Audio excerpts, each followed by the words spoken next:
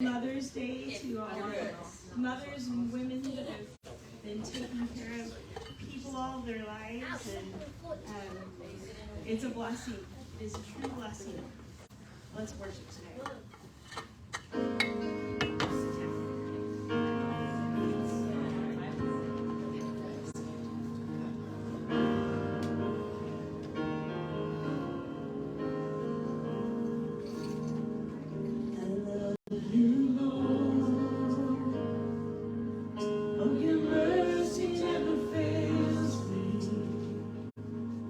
All my days I've been held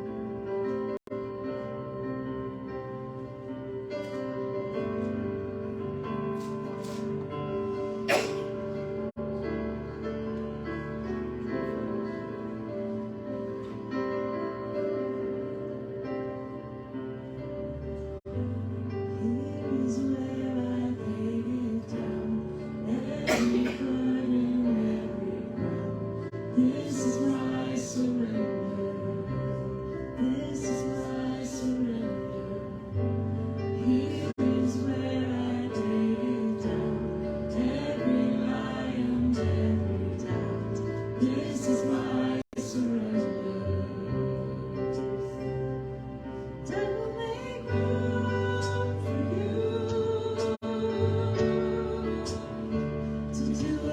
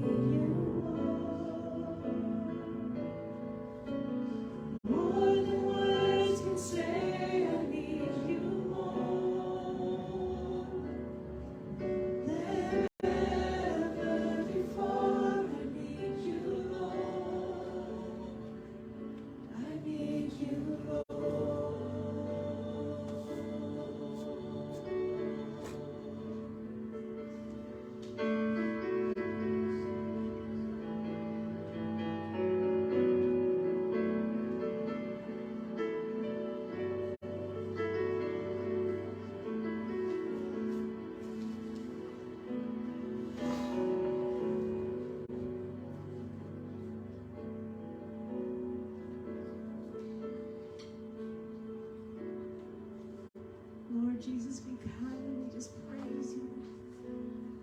Not for anything you've done, but just for who you are. God, that you are a loving God who has shown mercy and grace over us time and time again.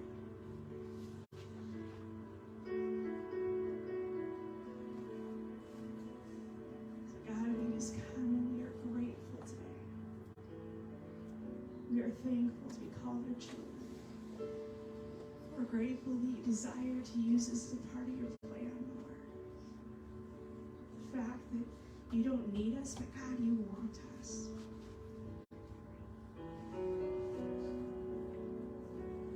So God, just overflow within us. Overwhelm us with your love so it just spills out in everything that we say and do.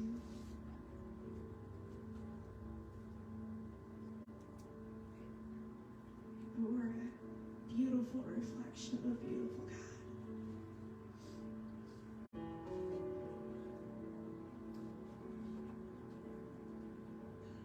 We just thank you,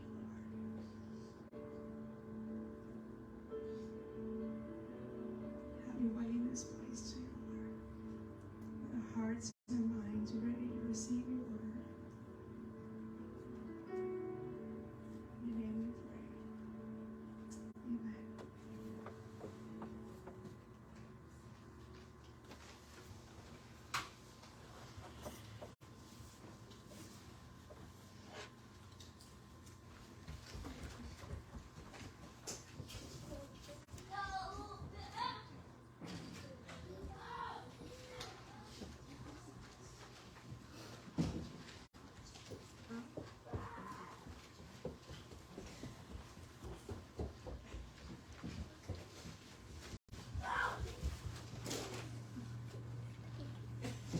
Mother's Day.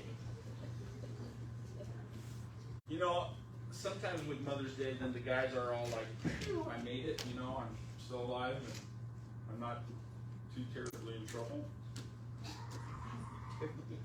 No, I've shared sometimes I feel a little pressure in the month of May because I've got Mother's Day and I've got my wife's birthday all in the same month. And to make it a little more intense, this year my wife is turning 50. Was I supposed to not say that? Okay. So, Wish I was 50.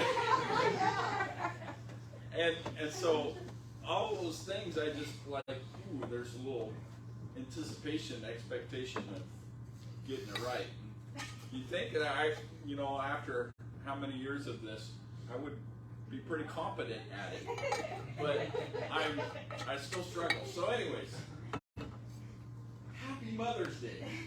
And I want you guys to know, even though this primarily is a Mother's Day message today, this is for everybody. And I get blessed because not only do I have a wonderful mom, and I've had wonderful grandparents, but I've been blessed because my wife has been a wonderful mother in our home. And as she has loved our kids and nurtured our kids, she not only has nurtured our kids, but there's been a lot of other kids that she's got to love on and nurture and encourage in her life. And I've been blessed just getting to watch it. In fact, I got to watch it last night. Last night they had a benefit concert. They were doing a fundraiser for their music program at her high school, and there was a full house, and it was the dessert night thing, and a bunch of people were there, and all of her jazz program was performing, and they did incredible.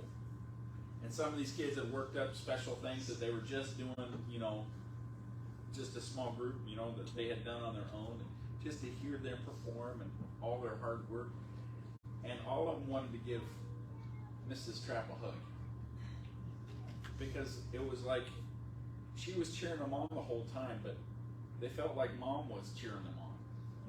That's how they felt about her, and it was just fun to see, because I knew that she loved them, and they felt that love. Where does that come from? It doesn't just come from, there's a lot of teachers out there that just want to put in their time and be done for the day. And then there's other teachers that just want to love on kids and let them know that they are valued and they are appreciated and they have potential and they have a promise in their life and all of these things. And those are the teachers that you're like, ooh, I want to spend some more time around them, because they see something that sometimes I don't see in myself. And they recognize something and they encourage those things and they help me grow in those things, and I get to see those things become better and better. It is amazing to me how much the kids change from freshman year to their senior year in high school. And especially in Katie's music program, I mean, it's just a tremendous change as they continue to excel and grow in there. She got so choked up on my message already. And so, all these things that happen in this program, and the whole time that this is taking place, man, they just thrive on the fact that someone comes alongside of them and says, you know what, I care. And some of those kids, when they started in the program, they were like, I want to keep you away from me as far as I possibly can. And they do things to try to drive people away from them. They try to isolate themselves because they think that if I isolate myself, I'm protected. And Katie just doesn't go for that. She does everything she can to continue to draw those kids in and to speak into their lives. And it's a blessing just to see that happen. Today I want to share with you from the book of Exodus. We don't spend a whole lot of time in Exodus, but we're going to start in the very first chapter of Exodus today. And I'm going to start in Exodus chapter 1 and verse 6. Now Joseph and all his brothers, this is the 12 tribes of Israel, Now Joseph and all his brothers and all that generation died, but the Israelites were exceedingly fruitful, that multiplied greatly, increased in numbers, and became so numerous that the land was filled with them. What is the land that they are in? They're in the land of Egypt. Joseph was sold into slavery by his brothers. He ends up in Egypt, and he saves his whole family because there was a famine, and they were all out of food, and Egypt was the only place that had it because of Joseph and because of what God had spoken that he should do. And King Pharaoh put him second in command and put him in charge of all of these storehouses that saved up all this food so that when the day of famine came, that the people would be provided for. And so Joseph did that successfully, and in turn, because of this, his family, who thought he was dead, came and sought help from Egypt and ended up finding their lost brother. And he forgave them. He loved them. But he took care of them while they were in the land of Egypt. But now Joseph and all of his brothers have passed away. Verse 8, then a new king to whom Joseph meant nothing came to power in Egypt. Look, he said to his people, the Israelites have become far too numerous for us. Come, we must deal shrewdly with them, or they will come even more numerous, and if war breaks out, we'll join our enemies and fight against us and leave the country. So they put slave masters over them to oppress them and force labor, and they built Pithom and Ramses as store cities for Pharaoh. But the more that they were oppressed, the more they multiplied and spread. So the Egyptians came to dread the Israelites and worked them ruthlessly. They made their lives bitter in harsh labor in brick and mortar and with all kinds of work in the fields. And all their harsh labor the Egyptians worked them ruthlessly. The king of Egypt said to the Hebrew midwives, whose names were Shiphrah and Puah, when you are helping the Hebrew women during childbirth on the delivery stool, if you see that baby is a boy, kill him. But if it is a girl, let her live. The midwives, however, feared God and did not do what the king of Egypt had told them to do, and they let the boys live. Then the king of Egypt summoned the midwives and asked them, why have you done this? Why have you let the boys live? The midwives answered Pharaoh, Hebrew women are not like Egyptian women. They are vigorous, and they give birth before the midwives arrive. So God was kind to the midwives, and the people increased and became even more numerous. And because the midwives feared God, he gave them families of their own. Then Pharaoh gave this order to all his people. Every Hebrew boy that is born you must throw into the Nile, but let every girl live. Okay, so that's a pretty heavy pronouncement. Think about that for a moment. Every boy that was to be born was to be thrown into the Nile River. Incredible loss of life. Incredible destruction. Chapter 2, verse 1. Now a man of the tribe of Levi married a Levite woman, and she became pregnant and gave birth to a son. When she saw that he was a fine child, she hid him for 3 months. But when she could hide him no longer, she got a papyrus basket for him and coated it with tar and pitch. Then she placed the child in it and put it among the reeds along the bank of the Nile. His sister stood at a distance to see what happened to him. And then Pharaoh's daughter went down to the Nile to bathe, and her attendants were walking along the riverbank. She saw the basket among the reeds and sent her female slave to get it. She opened it and saw the baby. He was crying. She felt sorry for him. This is one of the Hebrew babies, she said. Then his sister asked Pharaoh's daughter, shall I go and get one of the Hebrew women to nurse the baby for you? Yes, go, she answered. So the girl went and got the baby's mother, and Pharaoh's daughter said to her, "Take this baby and nurse him for me, and I will pay you." So the woman took the baby and nursed him. And when the child grew older, she took him to Pharaoh's daughter, and he became her son. And she named him Moses, saying, "I drew him out of the water." There's two moms represented in this. Two different moms, two different kinds of moms, but both have a special gifting. Unlike a lot of the movies that you've probably seen about Moses and Moses as a child, I kind of think that Moses' mother, birth mother, had an inkling that she knew where this princess would be coming to bathe and what the routine was. A lot of the movies that you watch, you see this little basket floating down the river and the crocodiles going past it and all these things, and you're like, ooh, what's going to happen? Oh no, whoa. But I think the baby was placed in the reeds by the bathing pool for a reason. Because the hope was for this mother that her child would be saved. Now, for this mother who absolutely loved this child, I can't even imagine at the point that she came to saying, "I love this child so much that I would do anything so that it could have a life, that it could have a better life." That she was willing to give this child up to save its life. And there's many today that have done that very same thing. They've given up their child so that that child could live, so that that child could have a better life.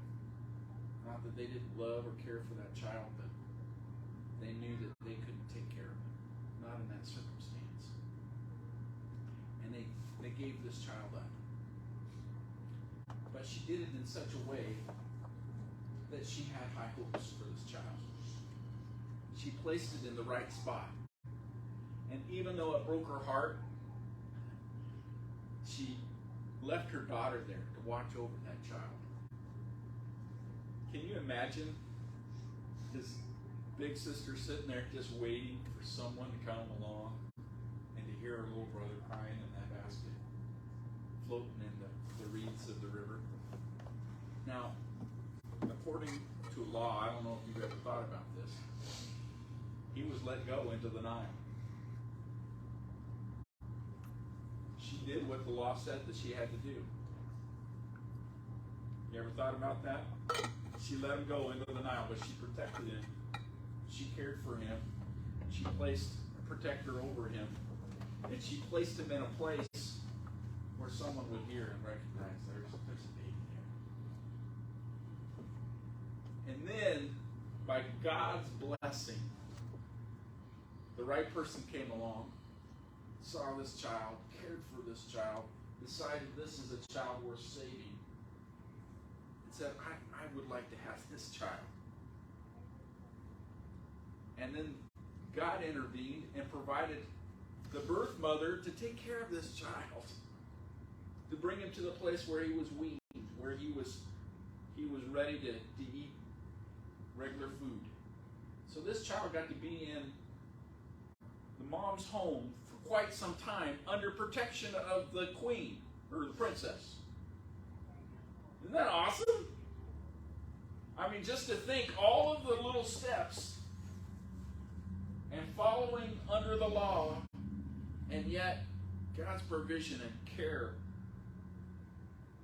was just there the entire time. And so now Moses finally gets delivered to his new adopted mother. And you can just imagine the feeling of that mom, knowing that she only had him for a little bit of time, but she poured into him everything that she could in that amount of time. We don't really know exactly how long it could have been. It might have been a year, or it might have been 2, it might have been a little bit more than that. But here's Moses being removed from everything that he's known up to this point and a mom who's loved him and cared for him and nursed him and protected him, and now being released into a new world that is totally different, totally, completely changed. You can imagine what kind of fear Moses had and what that had to be overcome with. The only way it could be overcome was by love and nurture, reassurance from a new mother who had to care for him even though she didn't know him. But she embraced him. How many moms do you recognize in your life that have done that very thing for you? It may not have necessarily been even your birth mom, but someone that came along and said, you know what? I know you're scared. I know you're alone. I know you feel like your whole world has been turned upside down, but I love you and I care for you and I want to draw you close. I want to nurture you. I want to provide for you. I want to speak into your life. And I'm not going to let go of you. I'm not going to abandon you. I'm not going to run away. I'm going to be there. And God gives us birth mothers that sometimes we're separated from. Sometimes it might be just for a season. It might be a lifetime. But to know that someone cared enough to bring me into this world, that loved me that much, that was willing to say, you know what, this is a child of promise. This is a child of value. This is a child that can do something great and awesome because they've had that opportunity. And we know even more than that because we're created in the image of God. That God knitted us together in our mother's womb, is what David says. And to see and recognize all the beauty of his creation in every living thing. Just to see it is awesome. So I love the fact that Moses' birth mother has done all that she could, but she gave him up with an expectancy that God had a bigger plan. And not knowing that he would be the one that would actually deliver the people. I mean, it was years later, but because of her obedience and because of her love, because of her protection, all of those things were able to fit together to happen. Why do we sometimes think, man, life is so hard, I don't even know what next thing to do? Can you imagine for 3 months trying to keep a baby quiet that nobody would know? I mean, I have a hard time sometimes keeping my grandkids quiet for 5 minutes. Let alone a little tiny baby that has needs and is going to cry. For 3 months. Have you heard it? You remember the sound of a newborn baby? I mean, a newborn baby? How much different it is, and the lungs develop, and it's just so sweet. I'm probably not the same as everybody else, but when I hear a baby crying, I want to go to it. I don't care where it's at. It could be at a restaurant. It could be at Costco. It could be anywhere. I hear a baby crying. I just, oh man, I want to go love on that baby. My wife laughs at me because it's a regular occurrence. I do. There's something about a baby and the cry of a baby and just the innocence of that life that I just want to go and I want to love on it. And sometimes I just want to love on the parents because you can tell that they're at their end. They're like, 5 more minutes and we'll be out of here. Just come on, hang on a little bit longer. And you just want to come along and you want to hug on them too. Just encourage them that it's going to be okay. We've been through this too. I know it's hard. Those nights where you get no sleep, you're up like every other hour, and you're just thinking, I just want to get, like 2 hours of sleep in a row. That would be awesome. It would be the best thing ever. How much has God continued to walk us through? And He's so faithful in His things that even in the hardship of not understanding why God's timing doesn't always happen the way that we want it to, we know that God's provision is perfect. And God continues to allow us to love. We're so blessed in that God gave us 5 children. And I told Katie, I said, we could have probably doubled that. She was like, no. But I love kids. And Katie's like, yeah, you love kids because you left and went to work, and had other things to do. And I was home with babies and no adults to talk to, and I'm going crazy, and the stress of constant. You never finish working. I mean, you clean things up, and 5 minutes later, it's all messed up again. You do all the laundry, and everything's soiled again.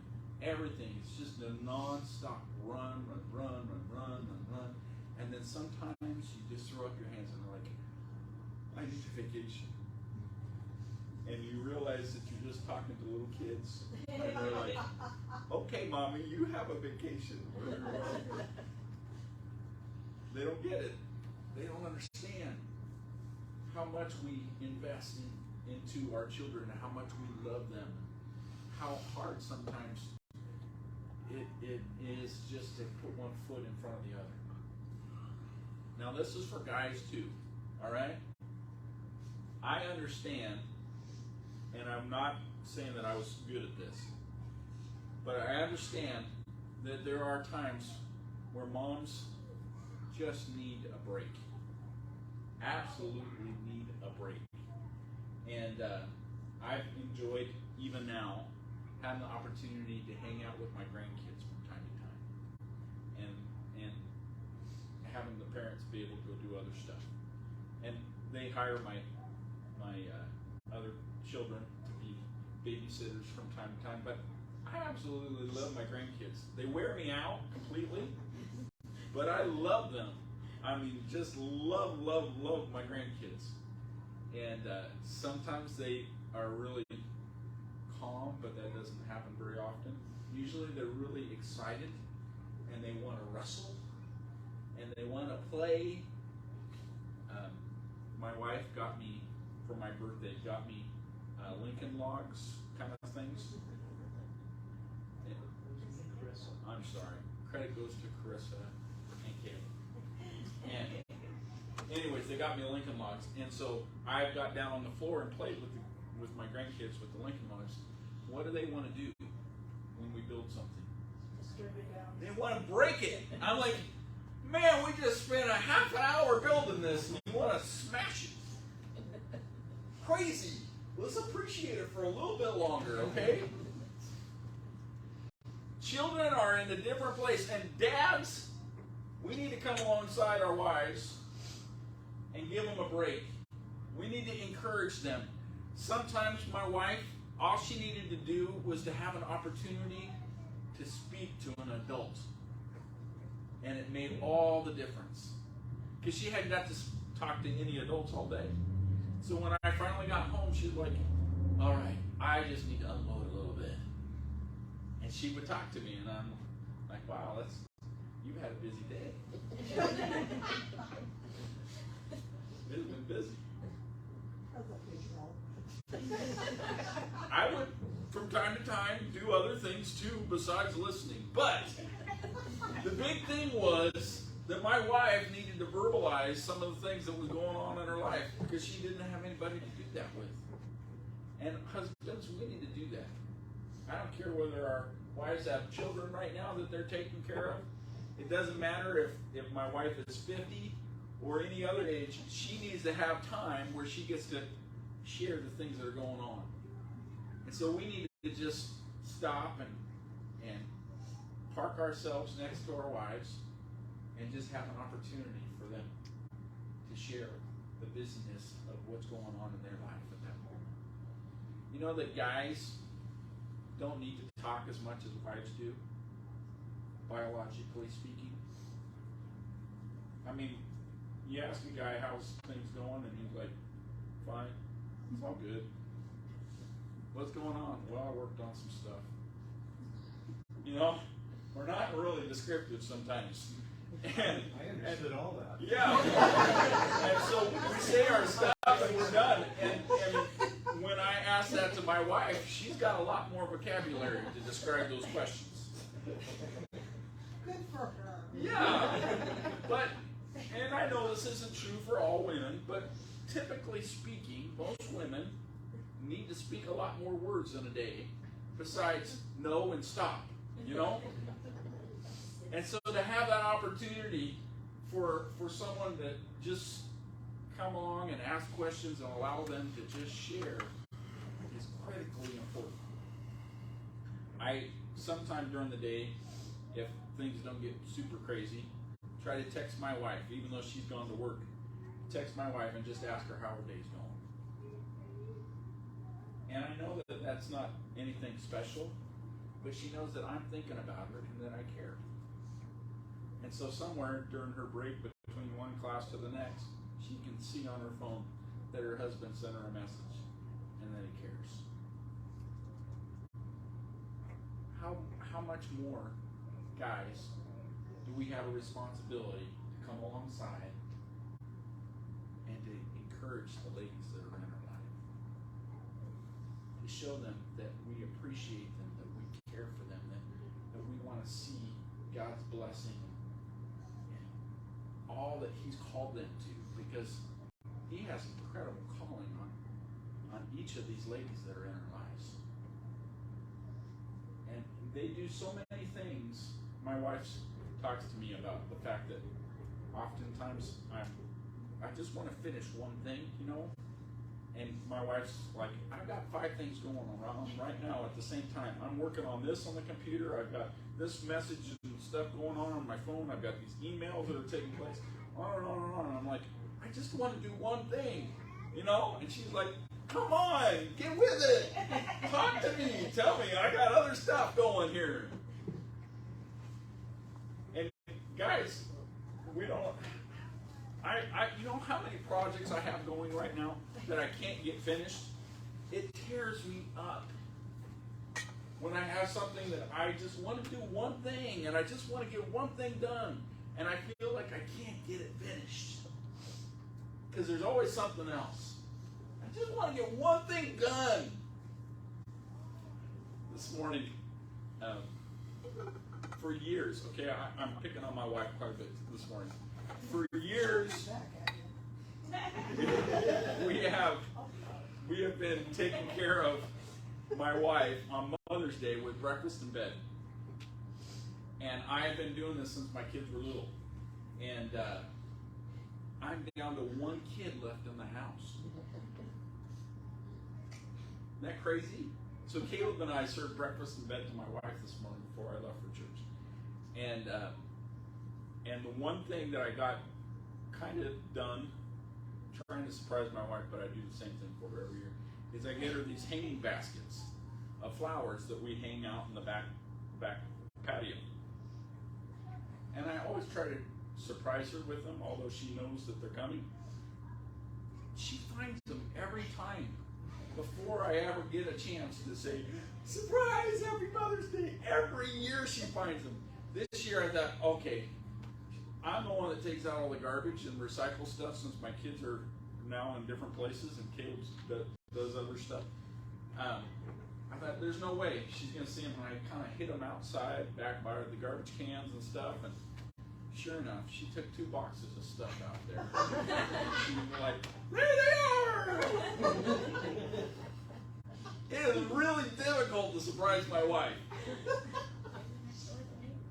There you go. That's what I should have done. It just made them easier for me to water at the time. But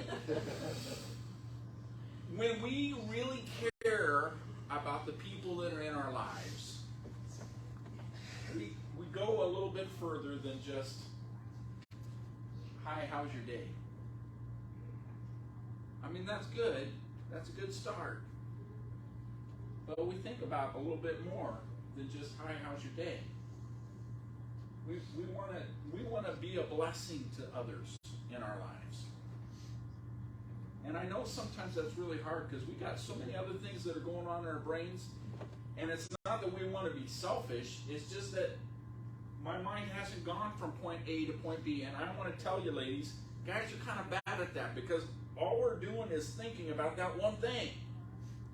We just want to get that one thing done. And so we get sidetracked, and it's taken me years, I mean literally years, to get to that place of realizing that there's other stuff going on around me. And that I can be involved even though my project may not be done. Because when Katie and I first got married, I just wanted to do the one thing. It wasn't that I was against the other stuff. I just wanted to get the one thing done first. And I couldn't hear all the other things that were happening around me. When Katie and I, our first child was born, Kelsey was born, we had bought a double-wide mobile home. It was a 1973. It was 24 by 32, so it was not very big, okay? And when we bought it, it hadn't ever been updated, and it was from, the 70s. It had shag, orange, and green carpet, pretty tall stuff, and there had been quite a bit of animals in this house, and it had paneling inside, and it stunk really, really, really bad. So the first thing that I did when we bought it is I gutted one entire half of the house. I ripped out every wall. You could look in the front sliding glass door and see the opposite end of the house all the way through. And I painted the floor with Kills to try to get the smell out. And I ripped all the walls and electrical and all that stuff. And I started rebuilding the house. And the plan was, Katie was pregnant, have this house finished for our new baby to, come into the world and all of this. I didn't. I had the one thing, but I had other things that were going, and I wasn't quite as experienced in carpentry skills at that point as I am today. So the whole thing for me was a learning process because there was some different challenges because it was a mobile home and not a regular stick-framed house. Changing all the things around it was just a little bit harder. And no Google. And I was learning how to mud and tape sheetrock. Something that I know a couple back here are working on right now. For the first time all by myself. And I did not have the house finished. In fact, during Katie's pregnancy, we had moved into this house unfinished. We had started with a waterbed. That didn't last very long. Moved to a mattress in what used to be the waterbed. And, actually, yeah, she slept on the couch, I slept on the floor. We tried an air mattress, it went flat, didn't work. And finally got the bed set up. Yeah. Anyways, I got our bedroom finished. Kelsey's bedroom was not finished. I built a walk-in closet. That's where Kelsey's first bedroom was our walk-in closet of our little mobile home. In a little bassinet. Most of the time she was in bed with us anyways. But that was her room. And then I finally got her bedroom finished, and she got her own space, like she cared. And she had her own bedroom, okay? It was a long process. That house was never finished until after we moved out. And I sold it. It was never completed. There were certain things that I couldn't do when everybody's living in the house and all the stuff's in there. And there were certain things that my wife really didn't want me to do at once because I was making a mess. You got saws going, you got trim work going on and wrapping. I replaced all the windows, made them all, they were old aluminum. I took all the old aluminum siding off, put T111 plywood on it.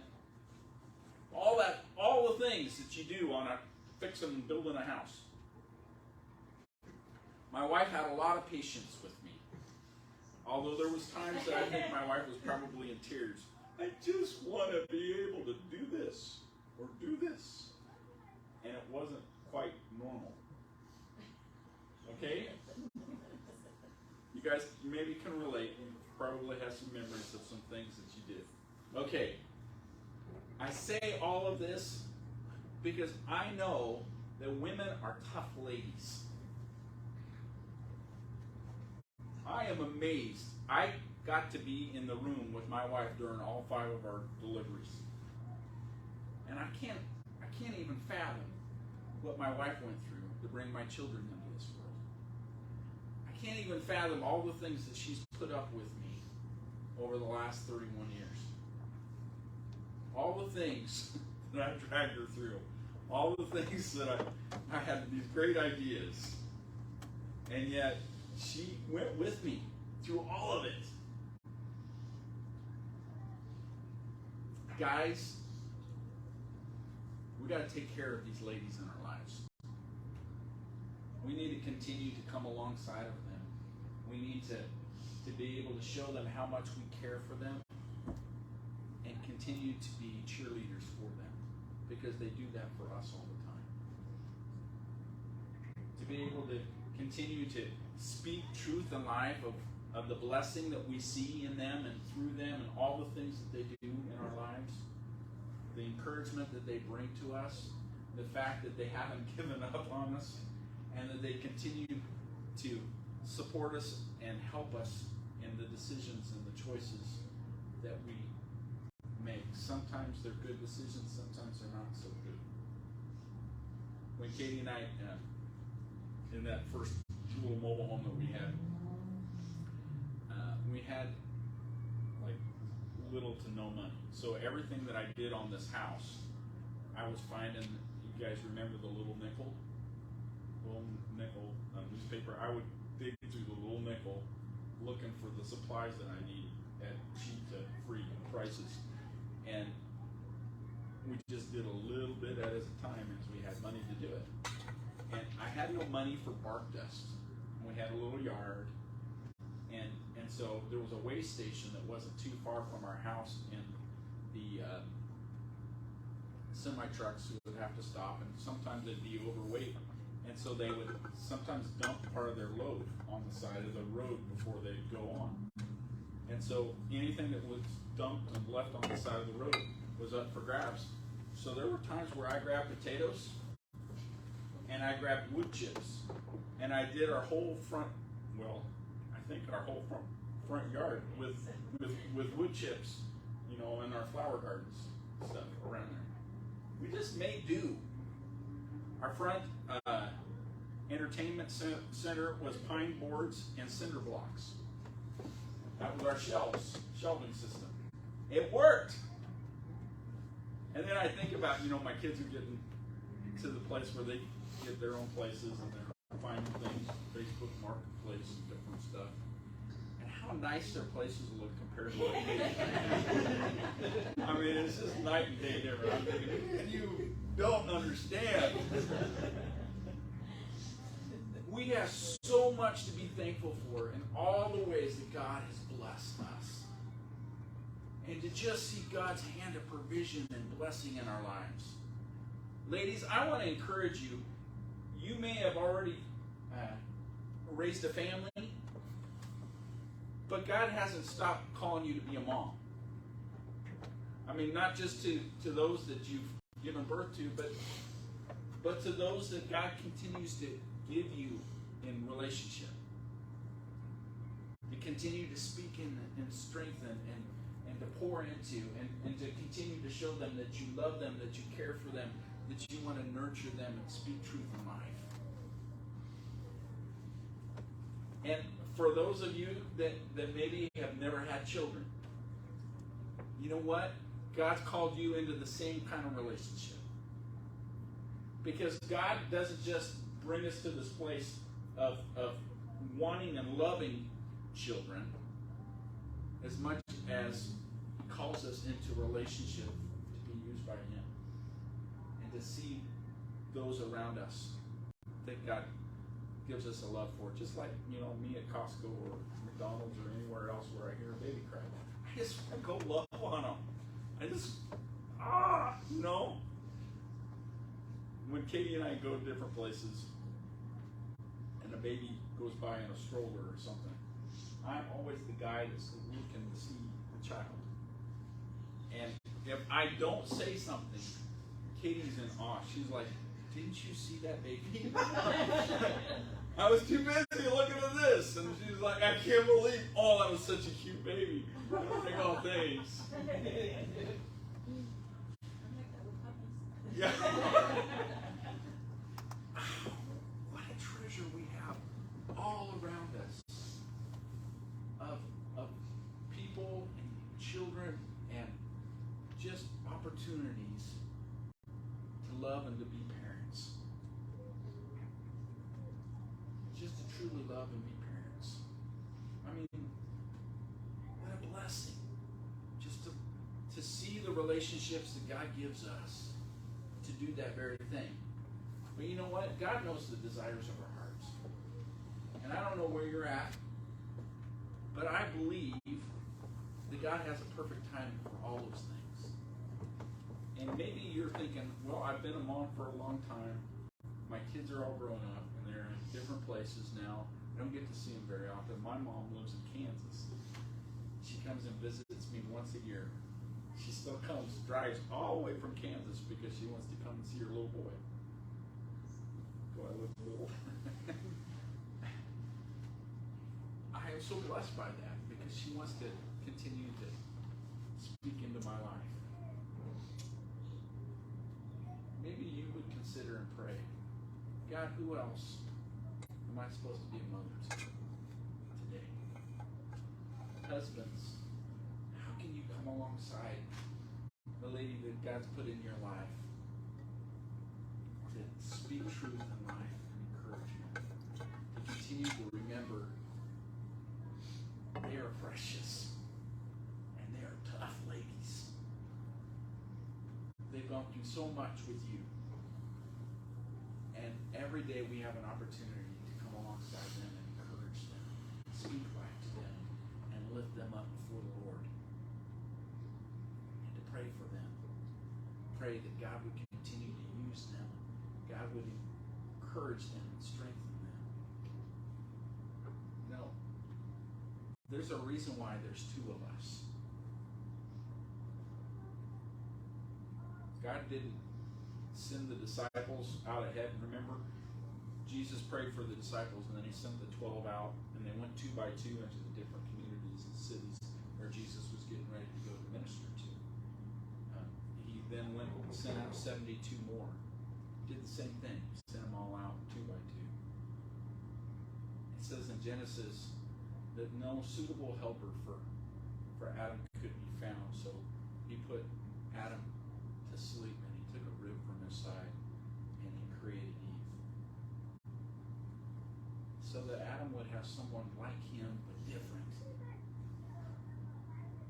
That the two of them could experience life together in an incredible way, to see and understand who God is and God's character and God's love for them and God's revelation of who he is in their lives.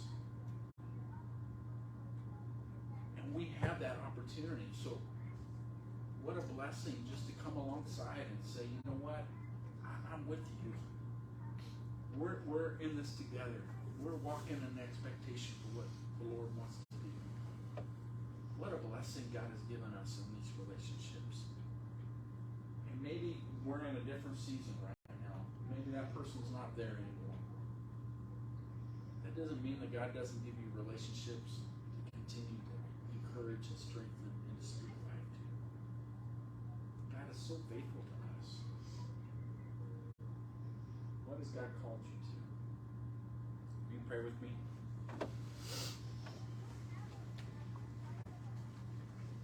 Heavenly Father, I thank you so much for each person that's here. I thank you, Lord, for all the crazy stories that you give us, that we can look back and just say, wow, God, you were in the middle of all that stuff. all those things that we thought were so hard, and yet you just continue to walk through it all with us. God, we just thank you for your faithfulness. We thank you for all the ways, God, which you've spoken to our circumstances, you've spoken to our life, you spoke encouragement to us, Lord, and you continue to help us in this journey. God, to see who you are, to recognize the beauty of all that you've given us. Lord, I just pray a special blessing for moms today. God, I can't even fathom all the things that our moms have gone through for us. They would do anything to protect us, to speak truth to us, to love us, to encourage us. And Lord, I just ask your blessing over them.